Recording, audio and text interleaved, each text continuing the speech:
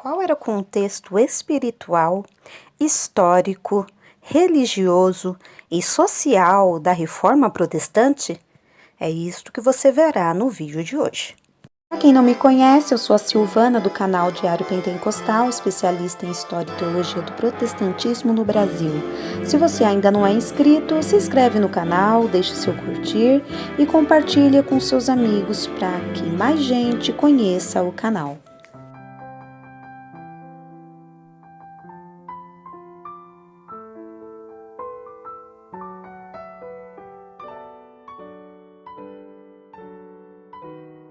Embora predominantemente religioso, a Reforma Protestante teve importantes ligações com as realidades econômicas, políticas e sociais do século XVI. Na economia, contribuiu para a reforma fenômenos como o final do feudalismo, o desenvolvimento do capitalismo e a crescente urbanização. A reforma foi um protesto contra a opulência da igreja majoritária e suas contínuas interferências na economia das nações europeias através de inúmeros impostos eclesiásticos e outros meios.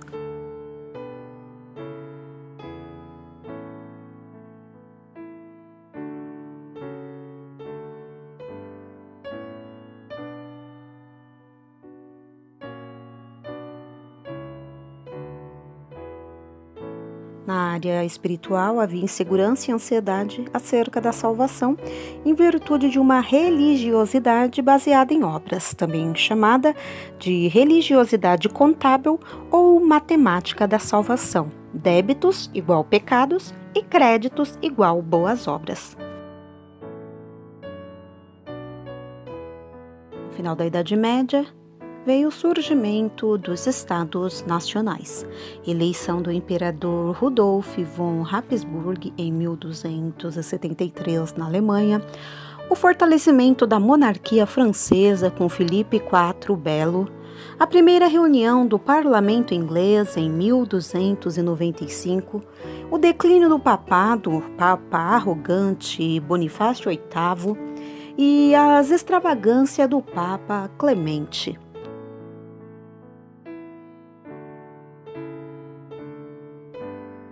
Era um contexto na situação religiosa meritórica de digna, credora, louvável, merecedor de mérito, apreço de louvor, elogio, com suas missas pelos mortos, crença no purgatório, invocação dos santos e Maria, grande ressentimento contra a Igreja por causa dos abusos praticados e do desvio dos propósitos. Os papas do Renascimento, final do século XV, início do século XVI, eram mais estadistas e patronos das artes e da cultura do que pastores do seu rebanho. A instituição papal continuou em declínio com muitas lutas políticas, simonia, compra ou venda ilícita de coisas espirituais, nepotismo, falta de liderança espiritual, aumento dos gastos e novos impostos eclesiásticos. Papa Leão X, de 1513 a 1521, contemporâneo de Lutero, teria dito: "Agora que Deus nos deu o papado, vamos desfrutá-lo." Elementos que caracterizavam a sociedade europeia às vésperas da Reforma eram muita violência, baixa expectativa de vida, profundos contrastes socioeconômicos, sentimentos nacionalistas crescentes, insatisfação tanto dos governantes como do povo em relação à Igreja, principalmente ao alto clero e a Roma. A Reforma Protestante chamou a atenção para as verdades doutrinárias e práticas bíblicas que haviam sido esquecidas ou distorcidas pela Igreja medieval. Foi um movimento restaurador das convicções e ênfases do cristianismo original. A Reforma Protestante contribuiu para o retorno às Escrituras, centralidade de Cristo, salvação vista como dádiva da graça de Deus, a ser recebida por meio da fé.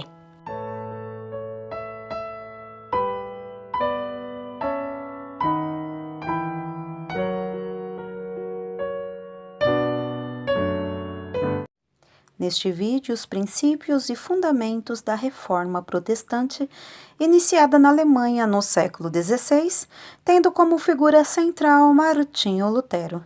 Para quem não me conhece, eu sou a Silvana do canal Diário Pentecostal, especialista em História e Teologia do Protestantismo no Brasil. Se você ainda não é inscrito, se inscreve no canal, deixe seu curtir e compartilhe com seus amigos para que mais gente conheça o canal.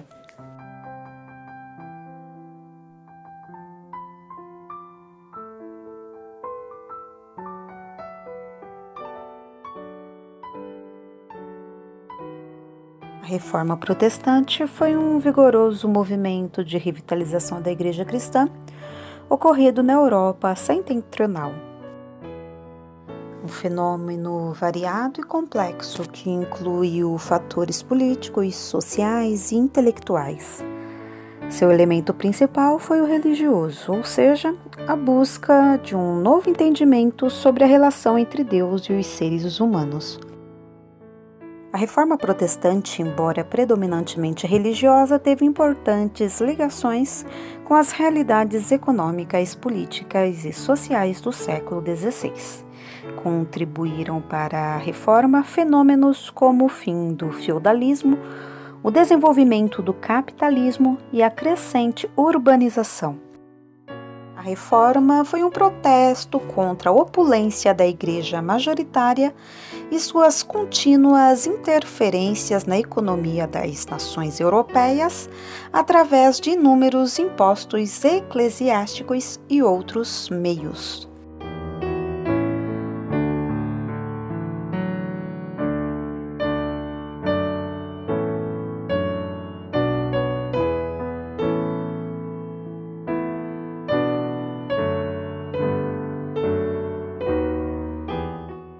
Princípios da Reforma Protestante: somente a Escritura, somente a graça, somente a fé, somente Cristo e glória somente a Deus. Somente a Escritura é a suprema autoridade em matéria de vida e doutrina. Só ela é o arbítrio de todas as controvérsias, todas as supremacias. A Escritura é a norma determinante para todas as decisões de fé e vida. A autoridade da Escritura é superior à autoridade da Igreja e da tradição. Contra a afirmação católica, a Igreja ensina ou a tradição ensina. Os reformadores ensinavam, a Escritura ensina. Reformadores, a Bíblia não era um livro de doutrinas e proposições a serem aceitas intelectualmente ou mediante a autoridade da Igreja, mas uma revelação direta, viva e pessoal de Deus, acessível a qualquer pessoa. Daí a preocupação de traduzir a Bíblia. Os fundamentos ou pressupostos essenciais da Reforma Protestante: a centralidade da Escritura, a justificação pela fé e o sacerdócio de todos os crentes. Primeiro fundamento: a centralidade da Escritura. No final da Idade Média, a Bíblia era um livro pouco acessível para a maioria dos cristãos. Os reformadores redescobriram a Bíblia, estudaram, pregaram e traduziram-na, tornando-a conhecida das pessoas. Como padrão básico da fé e da vida cristã. Todas as convicções e práticas da Igreja deviam ser reavaliadas à luz da revelação especial de Deus. Esse princípio ficou consagrado na expressão latina sola Escritura, ou seja, somente a Escritura é a norma suprema para aquilo que os fiéis devem crer e praticar. Este princípio teve consequências revolucionárias. Segundo fundamento, a justificação pela fé. a redescoberta do ensino bíblico de que a salvação é inteiramente uma dádiva da graça de Deus, sendo recebida por meio da fé, que também é dom do alto. Obra expiatória de Jesus na cruz. 3 expressões latinas: solo Cristo, sola gratia, sola fides. Ou seja, somente Cristo, somente a graça, somente a fé. Clero e fiéis. O clero era composto por religiosos, tinha hierarquia, uma instituição eclesiástica. Os fiéis era composto por leigos e cristãos comuns. Naquele contexto, acreditavam que a salvação deles dependia da ministração do clero. Os reformadores eliminaram essa distinção. Todos são povo de Deus e sacerdotes do Altíssimo. A Reforma Protestante, portanto, chamou a atenção para as verdades doutrinárias e práticas bíblicas que haviam sido esquecidas ou distorcidas pela Igreja medieval. Foi um movimento restaurador das convicções e ênfases do cristianismo original. Retorno às Escrituras, centralidade de Cristo, salvação vista como dádiva da graça de Deus a ser recebida por meio da fé.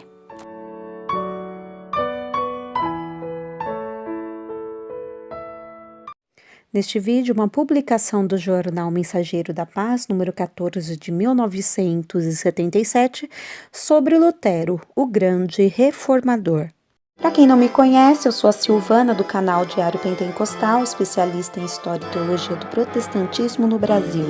Se você ainda não é inscrito, se inscreve no canal, deixe seu curtir e compartilhe com seus amigos para que mais gente conheça o canal.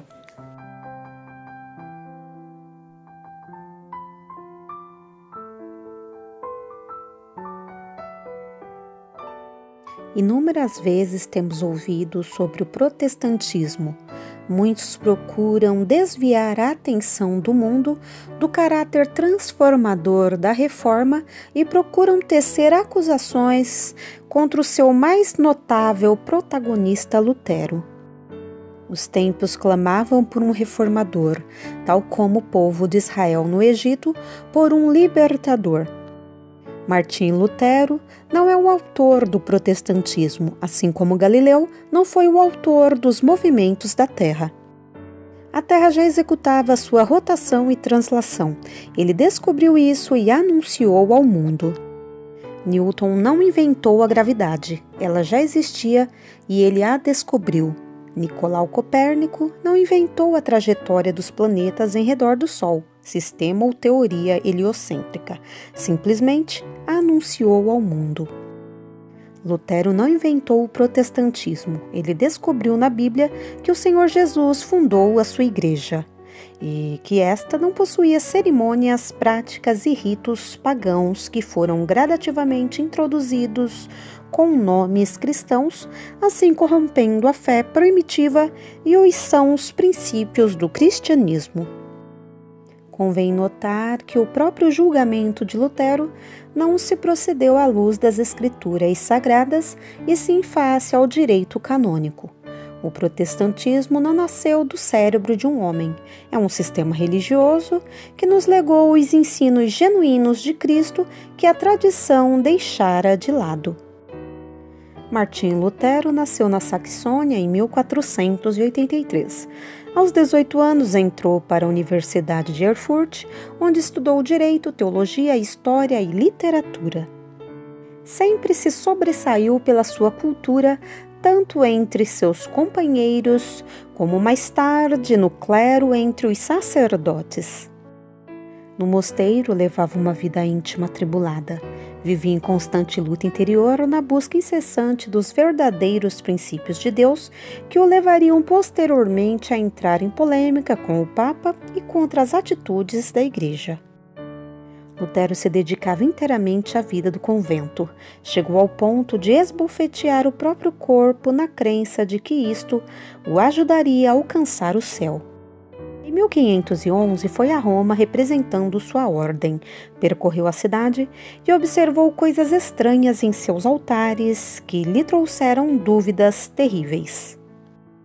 Aos 25 anos já era sacerdote, passando então para o convento de Wittenberg, na sua terra natal. Deixando a tradição, lia a Bíblia e escolhia os livros sagrados para preleções e estudos. Em 1517, Tetzel, um monge dominicano, iniciava a venda das indulgências. Seria difícil encontrar na história da Igreja prática tão discordante do Espírito e das promessas do Evangelho de Cristo. Ofertava-se o perdão por atacado, em troca do pagamento de certa soma em dinheiro.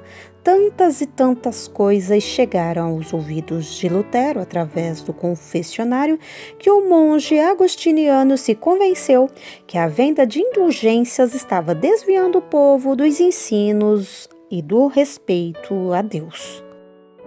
Nas universidades medievais, era constante fixar em lugares públicos a defesa de certas opiniões ou ataques a elas em escritos denominados teses. Em 31 de outubro de 1517, quando enorme multidão comparecia à igreja do castelo em Wittenberg, Lutero colocou às portas da igreja as suas 95 teses.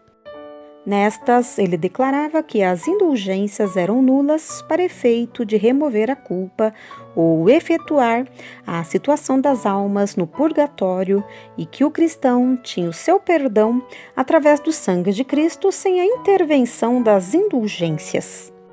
Essas práticas paganistas eram usadas como processo de fonte de renda para a construção da Basílica de São Pedro. O Papa Leão X chama o reformador e intima-o. Lutero era corajoso, mas também cauteloso. Sabia do que acontecera a um dos precursores da reforma, João Hus, que foi queimado vivo na fogueira por não submeter-se ao Papa João XXIII. Este Papa, depois da morte de Hus, foi acusado de 54 atos de imoralidade, tirania, ambição e simonia, dos quais ele mesmo se confessou culpado. Jerônimo Savonarola também foi queimado vivo em praça pública, em Florença, Itália, mas disse em suas últimas palavras: "O Senhor sofreu por mim." Lutero, firme em suas convicções, negava que o Papa ou o clero tivessem poderes sobrenaturais. Provou que todo cristão tinha acesso a Deus através da fé em Cristo. A bula do Papa condenava Lutero a todas as penalidades consequentes da heresia. Citado a comparecer perante a Dieta, embora certo de ser condenado à morte, Lutero foi destemidamente. Chegou à Dieta, foi colocado diante dos livros que escrevera e solicitado a retratar-se. No dia seguinte, apresentou notável tese de defesa na presença dos mais poderosos do país. Ali estavam o imperador Carlos V e seu irmão, o arqueduque da Áustria, príncipes e 4 cardeais. Embaixadores de quase todos os países da Europa ali compareceram. E perante todos, Lutero falou calma e confiantemente e com tal poder que emocionou todos os presentes, confirmando sua posição. Foi considerado herege e, mesmo sob o perigo de emboscadas, permaneceu em atividade constante, trabalhando pela causa que lhe era sagrada e a divulgação do Evangelho. No ano de 1529, foram editadas as proibições da Dieta de Spira contra a fé reformada, mas os seus seguidores protestaram pelo que foram chamados de protestantes. Lutero faleceu em 1546, tendo lutado e trabalhado fielmente até o final. Viu antes de morrer o seu trabalho crescer para além das fronteiras alemãs. E até os nossos dias, os reflexos de sua vida consagrada iluminam e confortam tal sua personalidade afirmativa e cheia de coragem.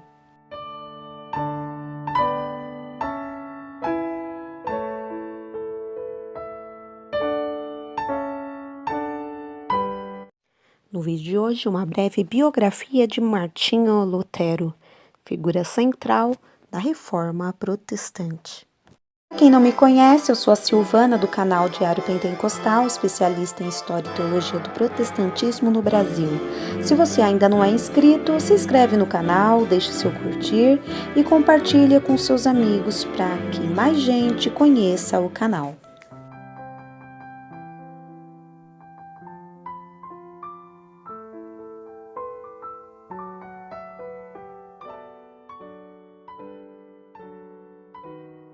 Martinho Lutero nasceu em Eisleben, na Alemanha Oriental, no dia 10 de novembro de 1483.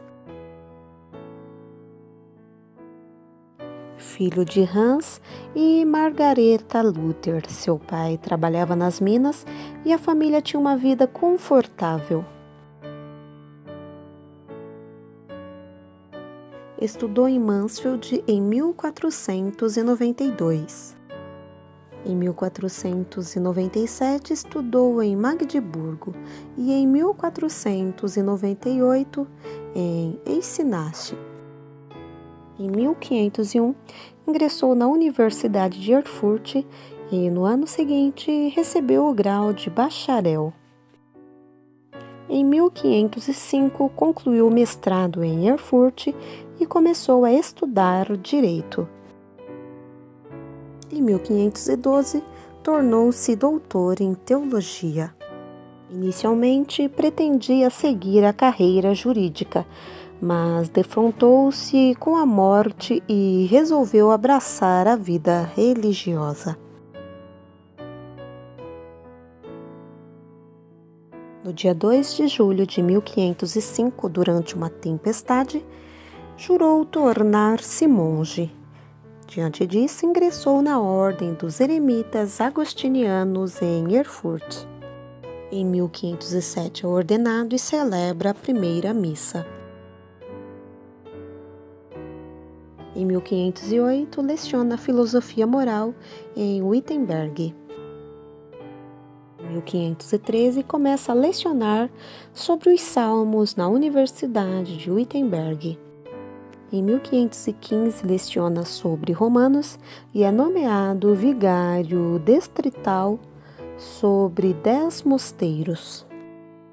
Em 1516, começa a lecionar sobre Gálatas e em 1517, começa a lecionar sobre Hebreus.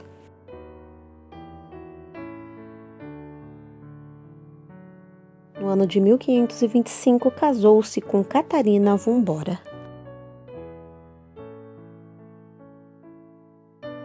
Seu primeiro filho foi Hans, nascido em 1526. Em 1527, nasceu sua filha Elizabeth, que morreu em 1528. No ano de 1529, nasceu sua filha Madalena, falecida em 1542. No ano de 1531, nasceu sua filha Margareta e em 1533, seu filho Paulo. No dia 31 de outubro de 1517, diante da venda de indulgências por João Tetzel, Lutero afixou à porta da igreja em Wittenberg as suas 95 teses, a maneira usual de convidar-se uma comunidade acadêmica para debater algum assunto. Logo, uma cópia das teses chegou às mãos do arcebispo, que as enviou a Roma. No ano seguinte, Lutero foi convocado para ir a Roma a fim de responder à acusação de heresia. Recusando-se a ir, foi entrevistado pelo cardeal Cajetano e manteve suas posições. Em 1519, Lutero participou de um debate em Leipzig com o dominicano João Eck, no qual defendeu o pré-reformador João Hus e afirmou que os concílios e os papas podiam errar. Seu pai faleceu no ano de 1530 e sua mãe em 1531.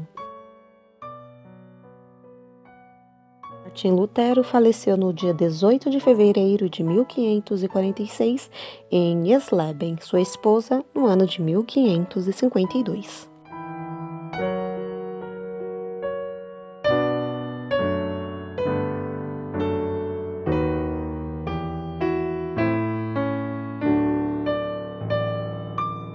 Neste vídeo, a história do hino Castelo Forte, composto por Martinho Lutero no contexto da Reforma Protestante.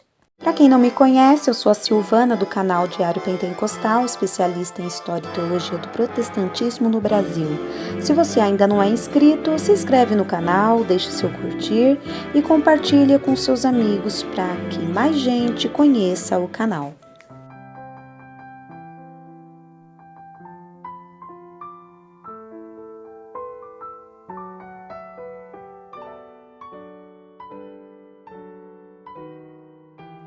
Lutero, alemão, foi um ex-monge agustiniano. Considerado pelos primeiros reformadores como o hino da Batalha da Reforma. Composto por volta de 1521, na ocasião da convocação de Lutero para a Dieta de Worms. Dieta era o nome dado às assembleias políticas da época, onde assuntos de interesse do reino eram discutidos. A Dieta de Worms foi convocada pelo imperador Carlos V para os dias 27 de janeiro a 25 de maio de 1521, na cidade de Worms. O principal assunto discutido era a política em torno dos ensinos de Lutero. Depois de orar sobre sua convocação, Lutero sentiu que deveria ir à dieta e declarou: ainda que haja em Worms tantos demônios quantos sejam as telhas nos telhados, confiando em Deus, eu entrarei ali. A inspiração do hino surgiu durante sua preparação espiritual para ir àquele lugar.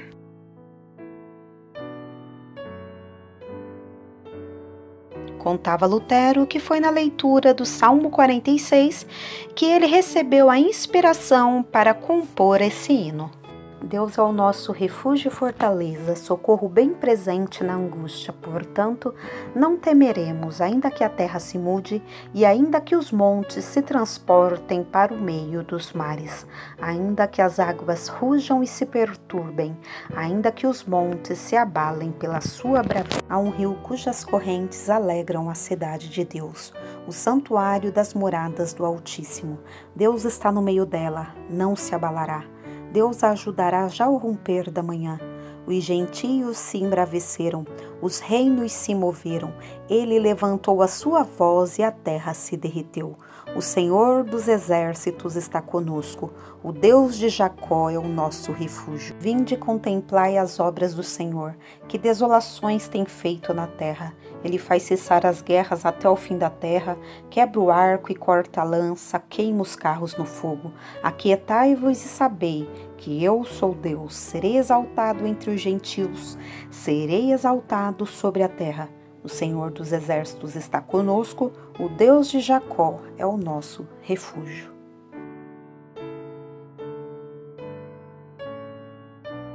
Após ler esse belíssimo salmo que fala sobre a fé perfeita em Deus, mesmo em meio às situações mais aterradoras, Lutero começou a escrever a poesia Castelo Forte e em seguida fez a melodia para ela.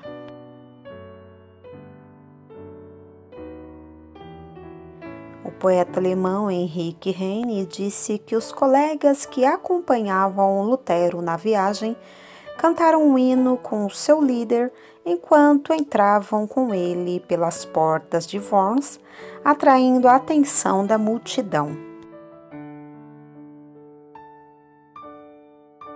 O inólogo Bill Witcher registrou que, naqueles anos de tensão da Reforma, Lutero dizia para seu companheiro para que cantassem este hino. O hino também foi cantado por Lutero em 1523, quando ele soube que 2 jovens haviam sido queimados em Bruxelas por se declararem seguidores da Reforma. Em 1527, Lutero dedicou este hino à memória de seu amigo Leonardo Kaiser, que foi executado por defender a causa protestante. Em 1529, o hino foi cantado pelos príncipes protestantes ao apresentarem o seu protesto ao imperador Carlos V na Dieta de Speyer. Em 1530, os príncipes também cantaram, onde a Confissão de Augsburgo foi apresentada. No dia 17 de setembro de 1631, o hino também foi cantado pelo exército de Gustavo Adolfo antes da Batalha de Breitenfeld. Neste vídeo, você conheceu um pouco da história do hino Castelo Forte, composto pelo reformador Martinho Lutero.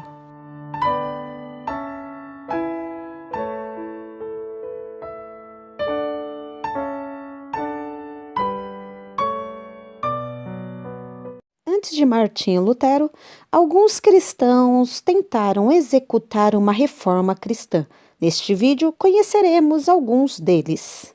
Para quem não me conhece, eu sou a Silvana do canal Diário Pentecostal, especialista em História e Teologia do Protestantismo no Brasil. Se você ainda não é inscrito, se inscreve no canal, deixe seu curtir e compartilhe com seus amigos para que mais gente conheça o canal.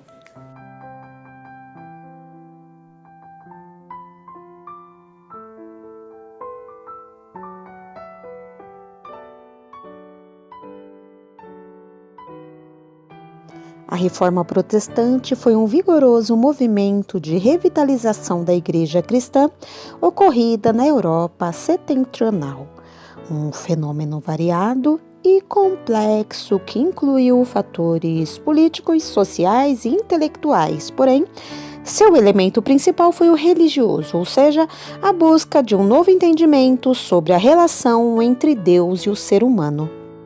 É de suma importância apresentarmos os pré-reformadores nesta semana da Reforma Protestante aqui no canal. Antes de Lutero, já havia casos de cristãos que contestaram princípios e práticas da Igreja Católica. Ainda no século XII, temos Pedro Valdo, posteriormente Jean Hus e John Wycliffe questionavam a riqueza da Igreja, a acumulação de poder temporal e a corrupção existente no clero.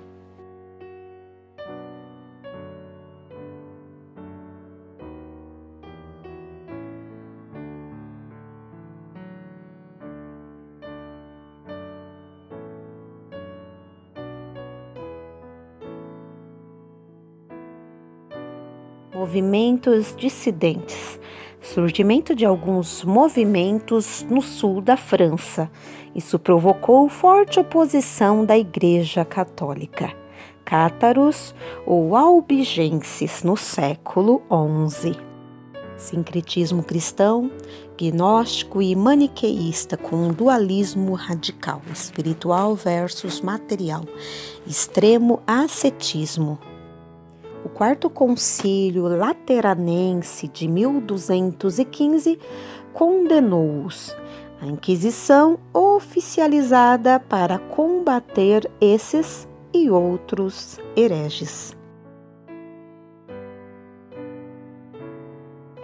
Pedro Valdo ou Valdez, 1205 de Leão. Seus seguidores eram conhecidos como homens pobres de Leão. Estilo de vida comunitário, ensino das escrituras no vernáculo, enfatizando o sermão do monte, incentivando a pregação de leigos e de mulheres, negavam o purgatório. O Concílio de Verona, em 1184, condenou-os. Foram muito perseguidos e se refugiaram em vales remotos e quase inacessíveis dos Alpes italianos. Mais tarde, abraçaram a Reforma Protestante, uma das poucas igrejas anteriores à Reforma do século XVI.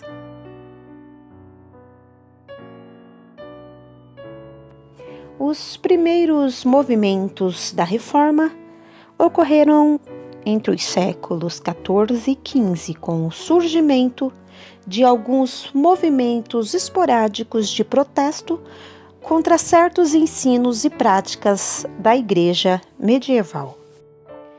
João Wycliffe, sacerdote e professor da Universidade de Oxford, na Inglaterra, atacou as irregularidades do clero, as superstições, relíquias, peregrinações, veneração de santos, transubstanciação, purgatório, indulgências, celibato clerical, pretensões papais.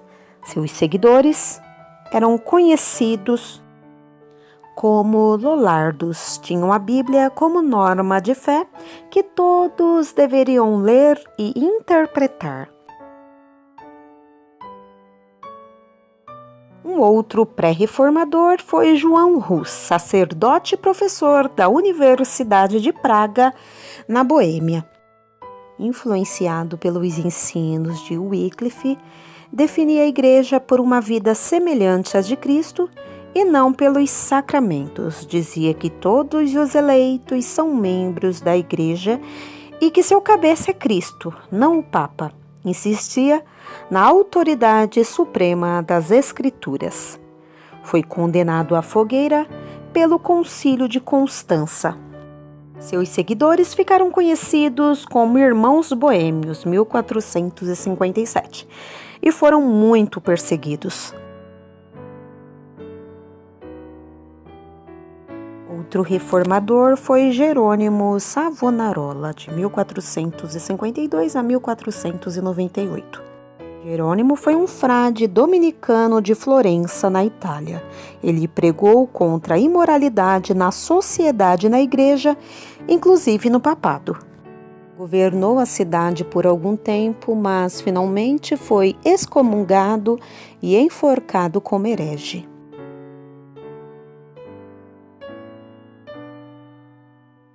Movimentos devocionais consistiam em pré-reformadores que não romperam com a igreja, pessoas que permaneceram na igreja por se concentrarem na vida devocional sem críticas aos dogmas católicos.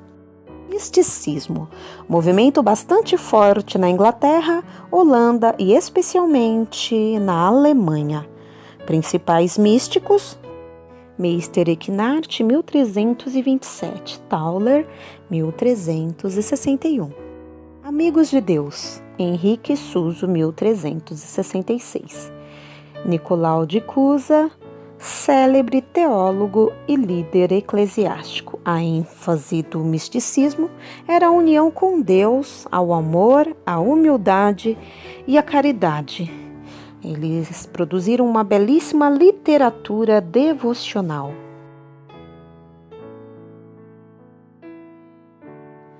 O movimento de devoção moderna manteve-se forte durante todo o século XV.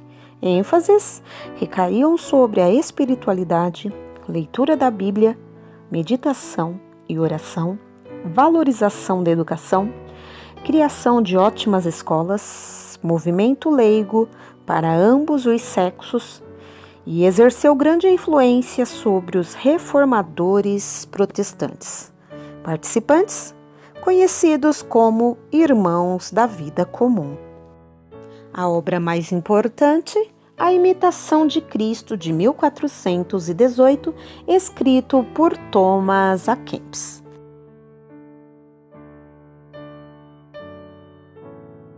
Humanistas bíblicos, estudiosos da Bíblia nas línguas originais, como por exemplo, Lorenzo Valla, italiano, estudioso do Novo Testamento. John Coletti, inglês, estudioso das Epístolas Paulinas. Johannes Reuchlin, alemão, notável hebraísta. Lefebvre d'Etaples, francês, tradutor do Novo Testamento. Erasmo de Roterdã, holandês, o príncipe dos humanistas, que publicou uma edição crítica do Novo Testamento grego com uma tradução latina, talvez a obra mais importante publicada no século XVI, que serviu de base para as traduções de Lutero, Tyndale e Lefebvre. Erasmo de Roterdã muito influenciou os reformadores protestantes. Esse retorno às Escrituras muito contribuiu para a Reforma Protestante. Vimos grandes nomes que tentaram executar a reforma cristã antes de Lutero, porém entraram em cena antes que a imprensa fosse inventada. A prensa móvel, criada no final da Idade Média por Gutenberg, proporcionou uma nova maneira de disseminar as informações. Onde então poderemos chegar com o advento das redes sociais, na tentativa de restaurar as convicções e ênfase do cristianismo original?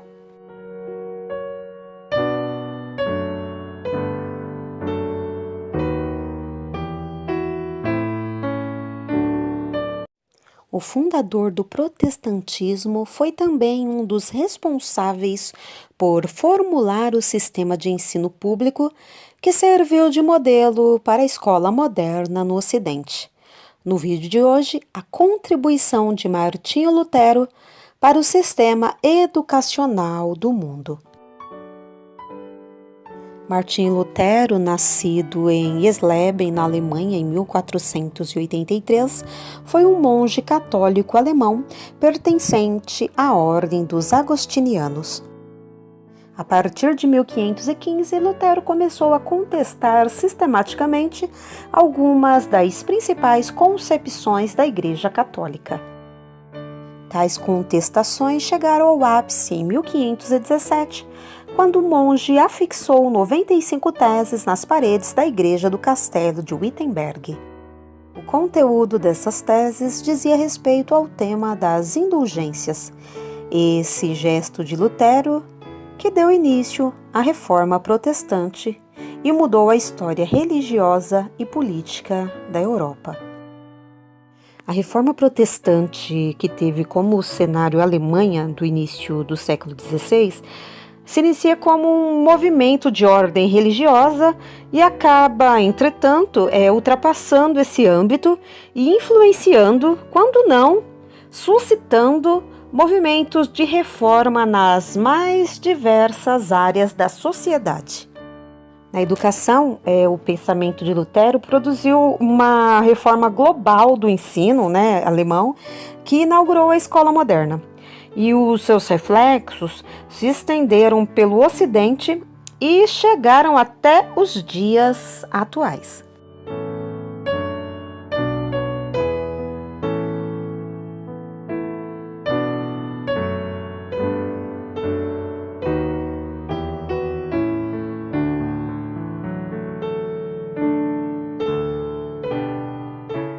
Ideias e concepções que Martinho Lutero elaborou sobre educação durante o movimento da Reforma Protestante podem ser encontradas em diversos de seus escritos. Porém, suas propostas específicas para a educação escolar, elas estão concentradas em 3 deles: a nobreza cristã da nação alemã, acerca da melhoria do estamento cristão, de 1520, aos conselhos de todas as cidades da Alemanha para que criem e mantenham escolas cristãs, essa obra de 1524, e uma prédica para que se mandem os filhos à escola de 1530, obras de Lutero. Ou seja, ele dá início a um sistema de escolas públicas na Alemanha que irá não somente se destacar na época, como também expandir-se para outros países, né? Modernamente, a educação torna-se pública nos países atingidos pelo movimento da Reforma Protestante, passando a influenciar os demais. Então, ainda que se tenha registros, anteriores a Lutero, daquelas iniciativas de ofertar, uma educação popular, como é o caso dos Irmãos da Vida Comum, ou das cidades italianas, que já se destacavam desde o final da Idade Média, provendo seus vilarejos de escolas, onde se instruía boa parte da população urbana. Então, Lutero ele se destaca por ter sido o primeiro a chamar a atenção, de modo insistente, para a necessidade de criar escolas por meio das autoridades públicas.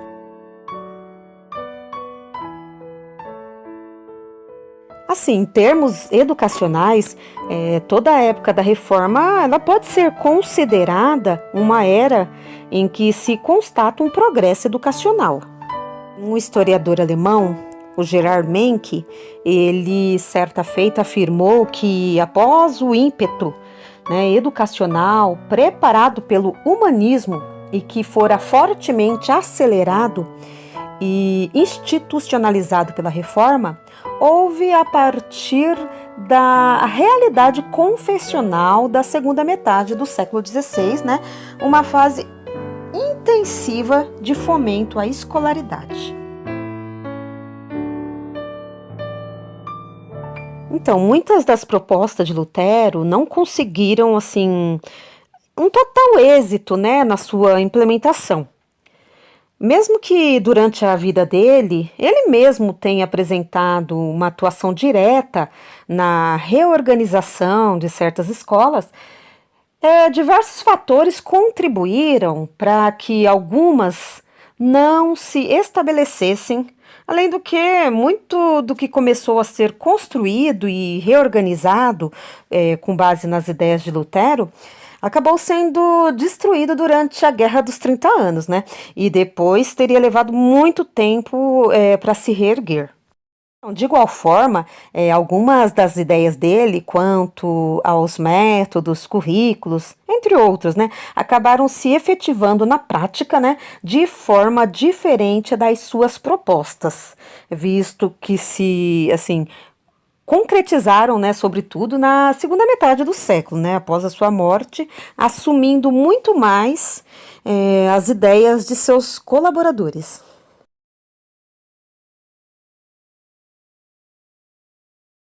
Vale lembrar a contribuição do movimento da Reforma Protestante para um processo de secularização da educação. Tem um autor, o Friedrich Ebbe, em 1976, ele aponta essa mudança, como a mais relevante sobre as primeiras escolas protestantes. Então, o fato de serem estabelecidas e controladas por autoridade municipal. Então, a educação que durante séculos havia sido organizada e mantida pela Igreja passou a ser, na prática, responsabilidade das autoridades seculares. De um modo geral, o fato mais importante da reorganização escolar protestante foi a emergência do Estado como agente de estabelecimento e manutenção das escolas. Assim, talvez se possa considerar uma das suas maiores contribuições para o avanço da educação escolar o fato de que ela foi legitimada e institucionalizada como uma tarefa pública, deixando de ser uma questão particular ou de interesse apenas da Igreja como instituição. As propostas, as ações de Lutero contribuíram decisivamente para que a educação escolar se tenha tornado uma questão pública e passado a ser entendida como essencial para a sociedade. E dá para verificar também, como mérito de Lutero, o quanto a sua autoridade como deflagrador, né, e líder do movimento da Reforma contribuiu para institucionalizar os princípios de legitimação do compromisso do Estado em relação à educação escolar, de legitimação da função secular da escola.